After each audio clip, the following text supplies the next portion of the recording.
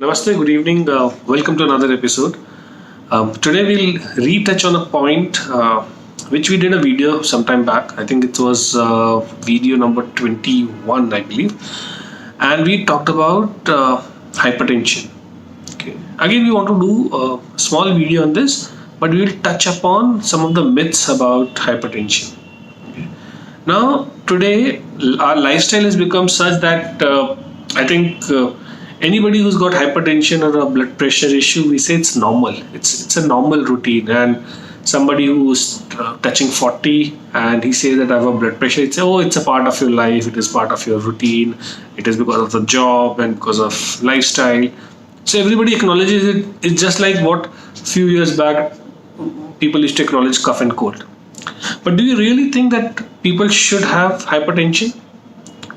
I don't think so. And so I'll tell you some reasons why we have it, a quick remedy that supports, especially when summers are coming in, and also what are some myths about hypertension. Okay. So what happens is our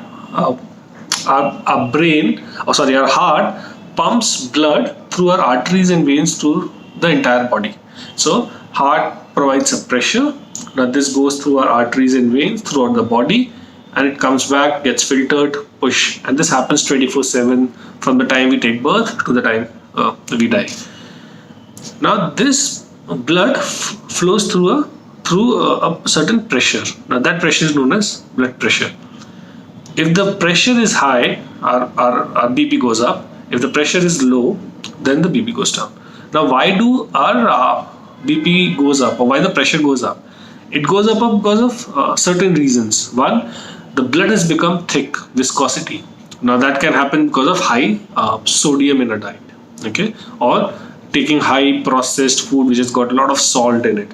So if you reduce that salt, the viscosity can go down to a bit level. It also happens because the arteries have become thick. Okay, with age, the arteries becomes thick. So that's also a reason why people say that when you age, drinking around 45 ml of dry red wine also helps for your heart. Okay, that does not mean that you only keep drinking wine and not making other lifestyle changes, but heart and the arteries are hardened, which needs little lubrication. It also becomes because there is a plaque or a fatty deposit. So that is because of the food that we are eating, which is not getting removed.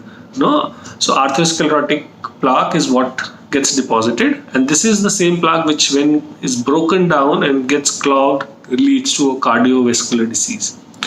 And it also happens because of we talked about it, because of having excessive HDL, the good cholesterol. Okay. So good cholesterol is not good if it is very, very high. Okay. It also happens because of stress. Because of stress, our cortisol goes up. The cortisol goes up, the heart pumps more blood to bring that issue in control, and in constant state of stress and cortisol being high, we become a patient of hypertension. Now, some of the myths, okay, and I think all these points we have already covered in our previous video, so you might just want to go and check that video to get more data about it. Now, why some of the myths that people have? One of the myths is if you have a high hypertension, reduce sodium. So people say cut salt, cut everything, just go bland. Do you really need to go bland? I don't think so. You definitely need to cut your refined salt, but you can add sea salt and pink salt and unrefined salt in your diet. The problem is not usually high salt. The problem is the body has got low potassium. So check your potassium level, check your magnesium level. See, magnesium makes potassium move nutrient in and out of the cell. So if magnesium is down, potassium will not be able to function. Hence the salt which is in the cell will not come out or move in. Okay. So check your magnesium, check your potassium. Okay.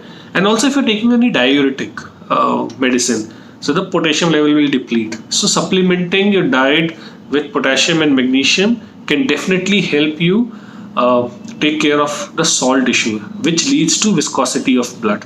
So it is not salt which is at fault at all times, but definitely salt needs to be controlled. Look for unrefined salt. Second thing is, people say increase exercise and blood will flow, and then you'll have a better circulation and your tension will go down, because hypertension is because you are not working out, you are lethargic. Yes, that is there to an extent, but our body does not work on extreme. So extreme lethargy and extreme exercise are not good. It has to be a balance. Everything that you do in your body has to be a balance. Everything that you take for your body has to be in balance, and the body always wants itself to be in balance. Okay, nothing in extreme, neither extreme starvation, neither extreme feasting. Okay, neither neglecting of everything, and neither in overindulgent of indulgence in anything. So what happens is, when you exercise, you do intense workout, intense cardio, and you do almost 5 to 7 days in a week, then you also need to do proper rest, because if you work out more, the circulation will increase. When the circulation increases, HDL also increase. When the HDL also increase, and if your lifestyle is not supporting it, that atherosclerotic plaque, which is the fatty deposit that happens because of the food that we eat and the calcium that we're taking and the issues that we have in the body, the HDL can break that, which is not able to remove the LDL movement. So HDL does is, what HDL does it removes the bad things from the tissues into the heart for it to filter and then remove. But if that is not followed properly, the HDL starts to feed our LDL, and we did talk about this in one of our videos, so you might want to check that as well. So intense exercise is not good. In case you are an athlete and you have to do intense exercise, I think then intense equal amount of rest and a balanced diet is also important. What also happens is, if you have high blood pressure, you want to check your insulin resistance. High blood sugar leads to high blood pressure.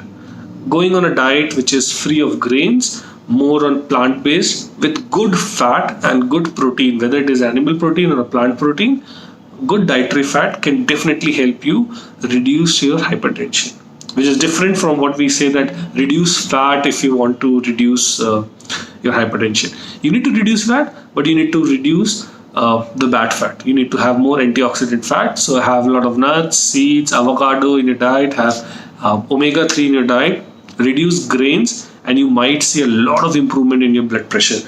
Another thing that you want to do is check your so India has got highest consumption of calcium as a supplement, okay, apart from US, and highest amount of blood pressure cases. So calcium has to be taken in support with vitamin D, calcium, magnesium, potassium, and K2. Okay, eating one supplement only, calcium, will lead to calcium being freely roaming, not being absorbed, and then getting deposited as an oxalate in somewhere in the body, leading to higher blood pressure. So if you're taking calcium supplement, please ensure that you're taking care of your vitamin D level, then magnesium level, potassium, and K2 level. Okay, and always try to promote these or supplement these through natural foods. If natural foods are unable to supplement and complement your requirement, then only move for a supplement form. Another thing that will help you control your blood pressure is having food which is rich in nitrates, nitric acid. Now, nitric acid helps to dilate your arteries and veins. Means they make it more porous, or they make it more flexible. Now, when it is dilated, the blood does not have to apply a higher pressure to pass through. The blood passes through easily.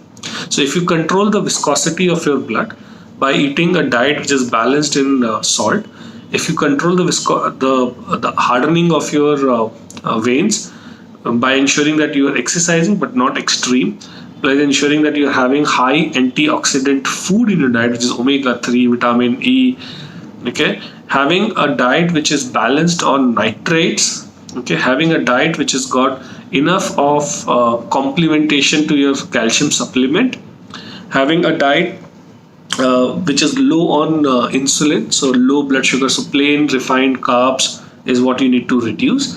This will definitely help control your hypertension. Another thing, for example, nitrate rich food that you can add is spinach, beetroot, cabbage, celery, radish, carrots. So these are some nitrate rich food that one should look at adding. So you don't have to go bonkers over eating it. What you have to do is ensure that one part of your meal or some part of your meal, if not every day, once in every alternate day, is including these things. When in season, eat them in plenty, because the reason they are in season is they support the body function in those seasons. Okay.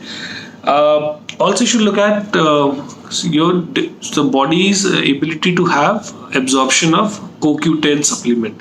So that's a good idea to check for. Speak to your doctor. Look at if you can supplement some CoQ10 in your diet, because that will definitely help.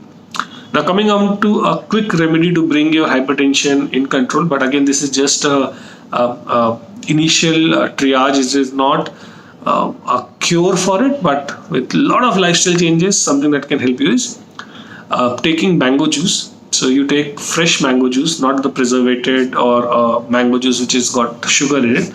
Fresh mango juice.